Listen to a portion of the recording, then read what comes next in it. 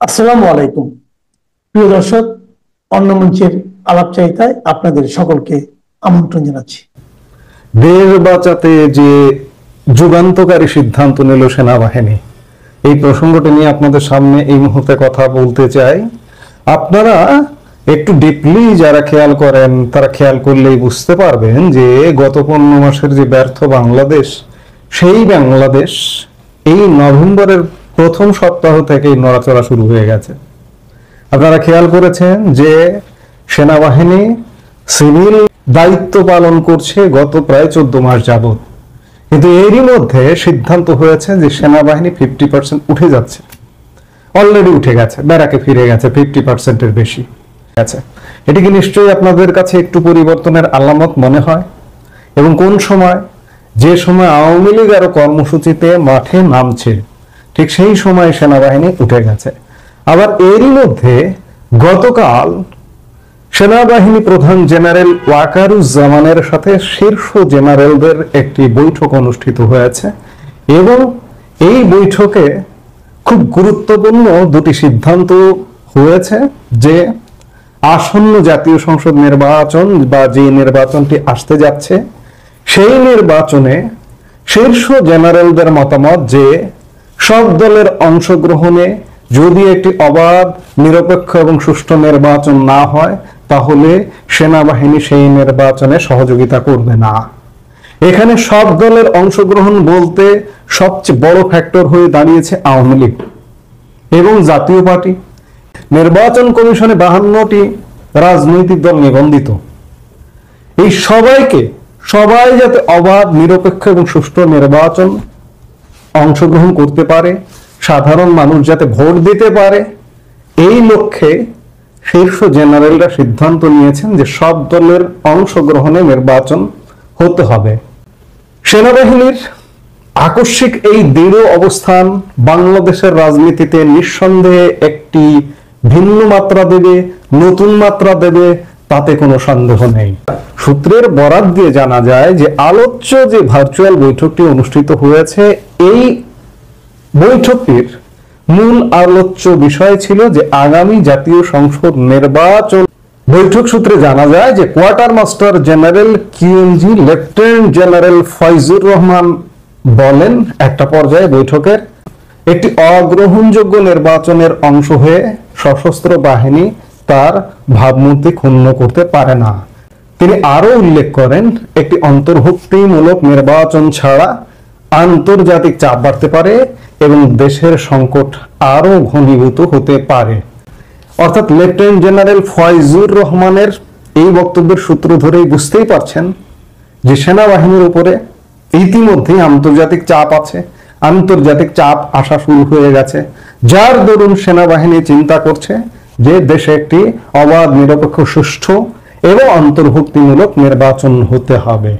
এই বৈঠকে সেটি প্রকাশিত হয়েছে এবং বৈঠকে আরেকটি গুরুত্বপূর্ণ সিদ্ধান্ত হয় যে operation clean heart 2, operation clean heart এর আগে হয়েছিল, সেই স্টাইলেরই অপারেশন ক্লিন হার্ট বৈঠকে দেশের সার্বিক আইন শৃঙ্খলা পরিস্থিতির অবনতিতে গভীর উদ্বেগ প্রকাশ করা হয় এবং একই সাথে এটিও অনুভব করেন জেনারেলরা যে এর দায় সেনাবাহিনী এড়াতে পারে না, কারণ সেনাবাহিনী ম্যাজিস্ট্রেসি পাওয়ার নিয়ে গত 14 মাস যাবৎ মাঠে আছে।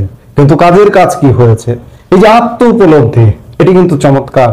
আজকে যদি সেনাবাহিনী সত্যি আত্ম উপলব্ধি করে এবং আমাদের সূত্রের খবর যদি সঠিক হয়, বাংলাদেশের জন্য খুব শীঘ্রই ইতিবাচক পরিস্থিতি আসছে।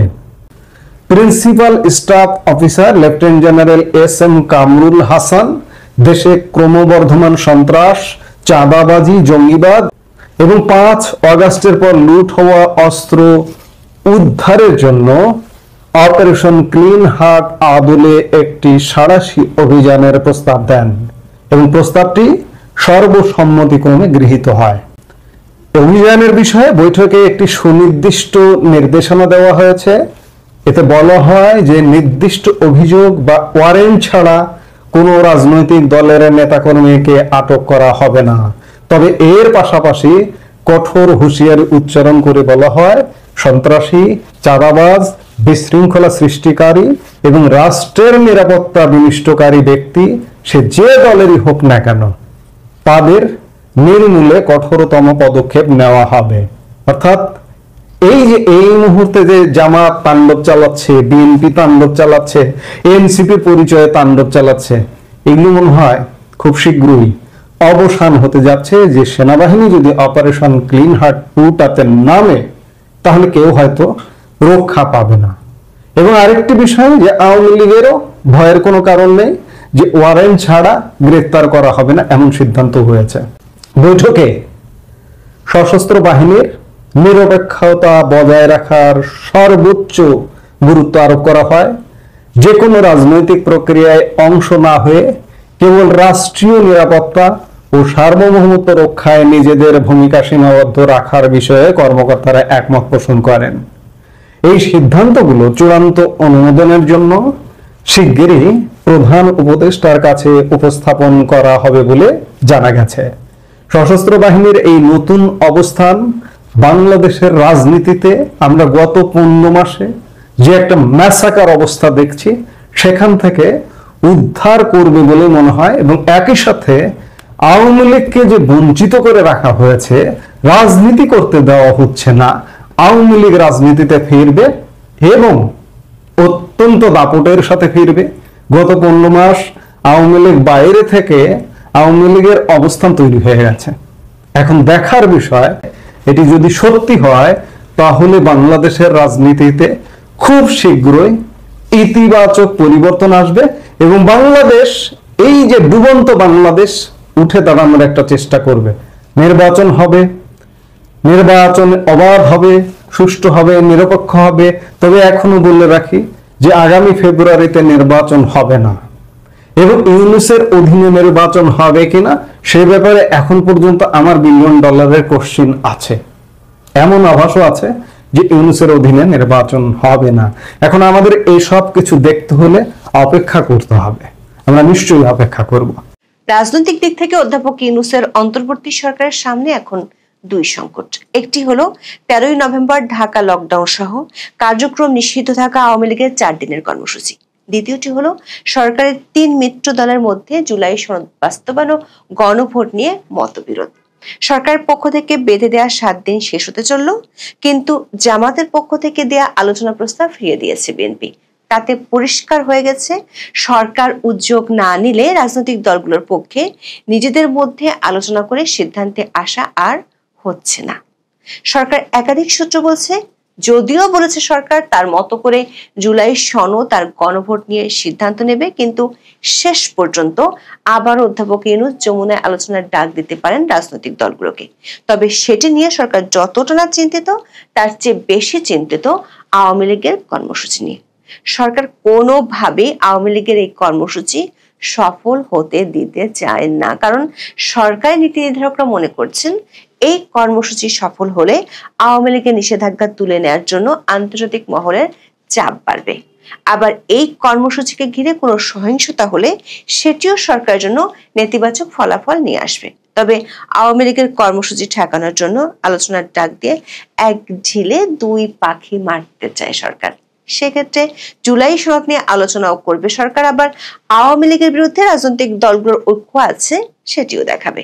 তবে আগের মতো অত সহজে সরকারের কৌশল খুব বেশি কাজ করবে বলে মনে করছেন না সরকারের নীতি নির্ধারকরা। বিস্তারিত জানতে চলুন যাওয়া যাক বিশ্লেষণ।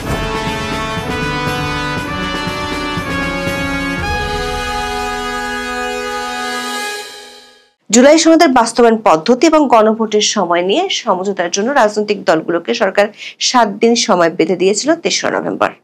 তার মানে 10ই নভেম্বরের মধ্যে রাজনৈতিক দলগুলোকে নিজেদের মধ্যে আলোচনা করে একটি একক সিদ্ধান্ত নিয়ে সেটি সরকারকে জানাতে হবে। 8ই নভেম্বর পর্যন্ত সবশেষ তথ্য হলো রাজনৈতিক দলগুলোর মধ্যে ঐক্যমত্য তো দূরের কথা, আলোচনায় তারা বসতে রাজি নয়। তার মানে এখনো পর্যন্ত সমঝোতার কোনো লক্ষণ দেখা যায়নি। বিএনপির একাধিক সূত্র বলছে দলের স্থায়ী কমিটিতে বিষয়টি নিয়ে আলোচনা হয়েছে, কেবল সরকার উদ্যোগ নিলে আলোচনায় বসবে বিএনপি। সেটি 8ই নভেম্বর বিএনপির স্থায়ী কমিটির সদস্য সালাউদ্দিন আহমেদ বলেছেন। তবে বিএনপির বেশিরভাগ সিনিয়র নেতা সরকার এবং সরকারের উদ্দেশ্য নিয়ে সন্দেহের মধ্যে আছেন। স্থায়ী কমিটির বৈঠকে বিষয়টা নিয়ে খোলামেলা আলোচনাও হয়েছে এবং জুলাই সনদ নিয়ে বর্তমান পরিস্থিতি তৈরি করার জন্য সরকারের সমালোচনাও করেছেন নেতারা। বিএনপির ভাষ্যমতে গত 17 অক্টোবর যে জুলাই সনদে রাজনৈতিক দলগুলো স্বাক্ষর করেছিল সেটি তারা বাস্তবায়ন করতে অঙ্গীকারাবদ্ধ, কিন্তু 28 অক্টোবর জুলাই জাতীয় সনদ বাস্তবায়নের উপায় নিয়ে অন্তর্বর্তী সরকারের কাছে জাতীয় ঐকমত্য কমিশন যে প্রস্তাব জমা দিয়েছে তাতে তাদের আপত্তি রয়েছে। দলটি বলেছে ওই প্রস্তাবের তাফসিলে উল্লেখিত সনদে অনেক পরিবর্তন আনা হয়েছে। এছাড়া সনদ বাস্তবায়নে গণভোট কবে হবে তা নিয়েও বিএনপি ও জামাত ইসলামের মধ্যে মতভিন্নতা রয়েছে। বিএনপি সংসদ নির্বাচনের দিন গণভোট করার পক্ষে, অপরদিকে জামাত ইসলামে চায় আগে গণভোট করে জুলাই সনদকে আইনি ভিত্তি দেওয়ার পর তার আলোকে জাতীয় নির্বাচন অনুষ্ঠিত হবে। 8 নভেম্বর সালাউদ্দিন আহমেদ কাকরাইলের ডিপ্লোমা ইঞ্জিনিয়ার্স ইনস্টিটিউশনে এক আলোচনা সভায় বলেছেন, বিএনপি মনে করেছিল অন্তর্বর্তীকালীন সরকার অত্যন্ত নিরপেক্ষভাবে তার দায়িত্ব পালন করবে, তত্ত্বাবধায়ক সরকারের ভূমিকা পালন করবে, অথচ এখন আপনারা রেফারি হয়ে হাত দিয়ে একটা গোল দিয়ে দিয়েছেন। এখন বলছে রাজনৈতিক দলগুলোকে সিদ্ধান্ত নিতে হবে 7 দিনের মধ্যে, না হলে তারাই সিদ্ধান্ত নেবে। দলগুলোকে এভাবে সময় বেঁধে দেওয়ার এখতিয়ার অন্তর্বর্তী সরকারের নেই বলে মনে করে বিএনপি। সালাউদ্দিন আহমেদ সরকারের উদ্দেশ্যে বলেছেন, বর্তমান অন্তর্বর্তী সরকার কোনো নির্বাচিত সরকার নয়, এটা তাদের মনে রাখতে হবে। রাজনৈতিক দলগুলোকে 7 দিনের সময় বেঁধে দিয়ে ডিকটেট করার মতো এখতিয়ার সরকারের নেই। এদিকে জামাত ইসলামের সূত্রে জানা গেছে, দলটির পক্ষ থেকে আলোচনার জন্য বিএনপির মহাসচিব মির্জা ফখরুল ইসলাম আলমগীরকে টেলিফোন করা হয়েছিল, কিন্তু বিএনপি তাতে সাড়া দেয়নি। জামাতের সহকারী secretary general Hamidur Rahman Azad 8 November রাজধানীর হোটেল ইন্টারকন্টিনেন্টালে নির্বাচনী ইশতেহারে প্রযুক্তির ব্যবহার শীর্ষক এক সেমিনারে বলেছেন, বিএনপির মহাসচিবকে আলোচনায় বসার জন্য জামাত ইসলামের পক্ষ থেকে বলা হয়েছিল, কিন্তু বিএনপি সে প্রস্তাবে না করে দিয়েছে। বিএনপি যে জামাতের ডাকে সাড়া দেবে না সেটি দলটির সর্বোচ্চ নীতি নির্ধারণী ফোরামের আলোচনায় সিদ্ধান্ত হয়। ওই সভায় বৈঠকের জন্য জামাতের আহ্বানকে সঠিক পন্থা নয় বলে মত দেওয়া হয়। সেই সিদ্ধান্ত অনুযায়ী 8 নভেম্বর এক অনুষ্ঠানে সালাউদ্দিন আহমেদ বলেছেন, জামাত রেফারির ভূমিকায় থাকতে পারবে না, সরকারকেই রেফারির দায়িত্ব নিতে হবে। আলোচনার জন্য টেলিফোন করে বিএনপি সাড়া না পাওয়ায় জামাত আন্দোলনের হুঁশিয়ারি দিয়েছে। তারা রাজপথে নির্বাচনের আগে গণভোটের দাবি আদায়ের কথা বলেছে, তবে বিএনপির বৈঠকে রাজপথে কোনো কর্মসূচি না দেওয়ার সিদ্ধান্ত হয়েছে। এদিকে সরকার সমর্থিত কিংস পার্টি এনসিপির সাথে বিএনপির অনানুষ্ঠানিক আলোচনা হলেও তাদের গতিবিধি নিয়ে বিএনপির সন্দেহ কমছে না, কারণ এনসিপির পক্ষ থেকে গণভোট কবে হবে সেটি নিয়ে খুব বেশি মাথা ব্যথা নেই। তবে জুলাই সনদে নোট অফ ডিসেন্ট থাকতে পারবে না বলে এনসিপি জানিয়ে দিয়েছে, যেটির ঘোর বিরোধী বিএনপি ও সমমনা দলগুলো। সরকারের সূত্রগুলো বলছে, জুলাই সনদের বাস্তবায়ন প্রক্রিয়া এবং গণভোট কবে হবে তা নিয়ে উপদেষ্টা পরিষদের সদস্যদের মধ্যেও বিভাজন আছে। 30 অক্টোবরের উপদেষ্টা পরিষদের বৈঠকে অধিকাংশ উপদেষ্টা একই দিনে নির্বাচন ও গণভোট করার পক্ষে মতামত দিয়েছিলেন, কিন্তু 3 নভেম্বরের জরুরি বৈঠকে কয়েকজন উপদেষ্টা বলেন, একই দিনে গণভোট হলে সংস্কার নিয়ে ঝুঁকি তৈরি হতে পারে। এই পরিস্থিতিতে সরকার দলগুলোকে আলোচনা করে সমঝোতা করতে 1 সপ্তাহ সময় দেয়। তখন সরকারের পক্ষ থেকে কয়েকজন উপদেষ্টাকে অনানুষ্ঠানিকভাবে দুতিয়ালি করার দায়িত্ব দেওয়া হয়। দুতিয়ালি করছেন এমন 2জন উপদেষ্টা কয়েকদিন চেষ্টার পর হতাশ হয়ে পড়েছেন, কারণ কোনো দলের ছাড় দিতে রাজি হচ্ছে না। সরকারের সূত্রগুলো বলছে, বিষয়টা নিয়ে পরবর্তী উপদেষ্টা পরিষদের বৈঠকে আলোচনা হতে পারে। এখন সরকারের কাছে 2টো অপশন আছে। এক, সরকার নিজ উদ্যোগে রেফারির ভূমিকা নিয়ে আবারও রাজনৈতিক দলগুলোর সাথে আলোচনা শুরু করা। 2, কোনো আলোচনা না করে সরকার নিজের মতো করে জুলাই সনদের বাস্তবায়ন প্রক্রিয়া ঘোষণা করে দেয়া।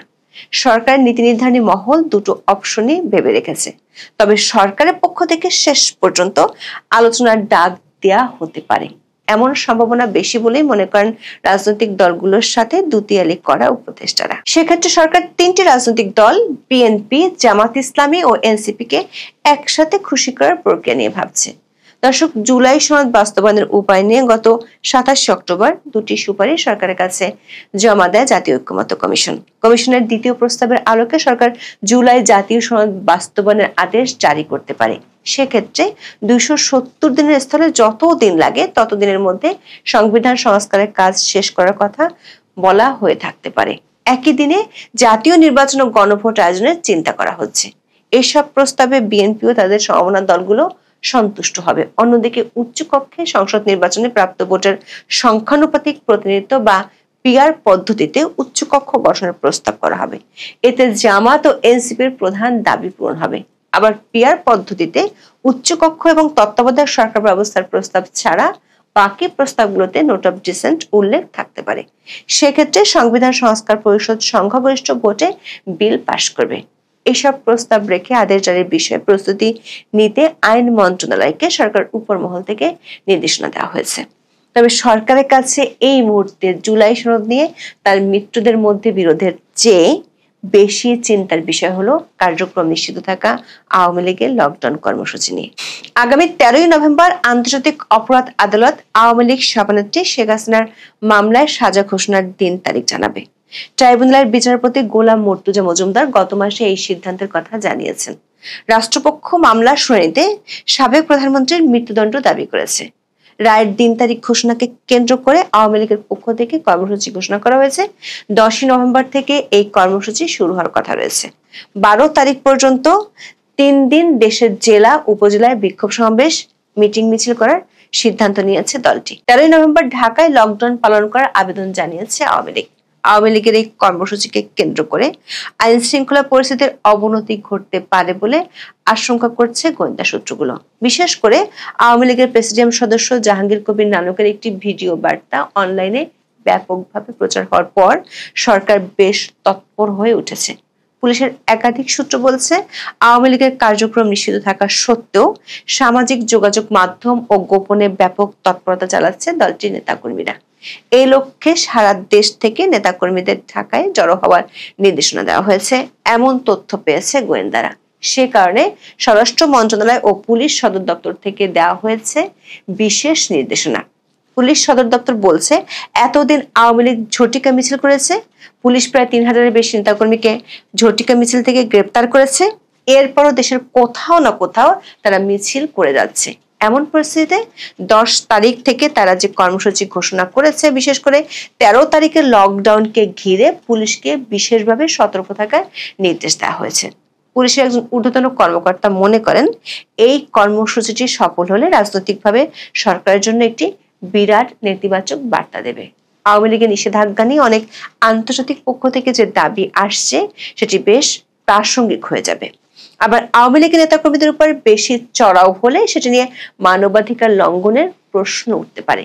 তবে আওয়ামী লীগের এই কর্মসূচি যাতে সফল না হয় সেজন্য 7ই নভেম্বর থেকে পুলিশ ধরপাকড় শুরু করেছে। ওই দিন আওয়ামী লীগের 31 নেতাকর্মীকে গ্রেপ্তার করেছে ঢাকা জেলা পুলিশ। 8ই নভেম্বর থেকে ঢাকার বিভিন্ন এলাকায় পুলিশের বাড়তি উপস্থিতি নিশ্চিত করা হয়েছে। বিডি নিউজ 24-এর এক খবরে বলা হয়েছে, হঠাৎ পুলিশের এমন বাড়তি উপস্থিতি নিয়ে জনমনে নানা ধরনের প্রশ্ন তৈরি হয়েছে। 8ই নভেম্বর বিকালে হঠাৎ করে ঢাকার বিভিন্ন এলাকার মোড়ে পুলিশ সদস্যদের বাড়তি উপস্থিতি দেখা যায়। Right gear, helmet, body armour সহ পূর্ণ প্রস্তুতিতে তারা অবস্থান করছিলেন। সরকারের সূত্রগুলো বলছে, আওয়ামী লীগের কর্মসূচি নিয়েই সরকার এই মুহূর্তে বেশি চিন্তিত। সে কারণে 13ই নভেম্বর আগে দলগুলোর সাথে সরকারের আলোচনা নাও হতে পারে। হলেও সেখান থেকে চূড়ান্ত সিদ্ধান্ত আসার সম্ভাবনা কম। সরকারের লক্ষ্য হলো আওয়ামী লীগের কর্মসূচিকে ঘিরে কোনো ধরনের সহিংস কর্মকাণ্ড হলে সেটিকে কাজে লাগাতে চায় সরকার। আগের মতো তখন অধ্যাপক ইউনূস জাতীয় ঐক্যের নামে দাওয়াত দিতে পারবেন। তখন অধ্যাপক ইউনূসের মিত্র দুই দল বিএনপিকে নতুন করে কোণঠাসা করার ছক কষতে পারবে। এখন দেখার বিষয়, কোণঠাসা করার নতুন ছকে আটকে গিয়ে বিএনপি খাদের কতটা গভীরে চলে যায়।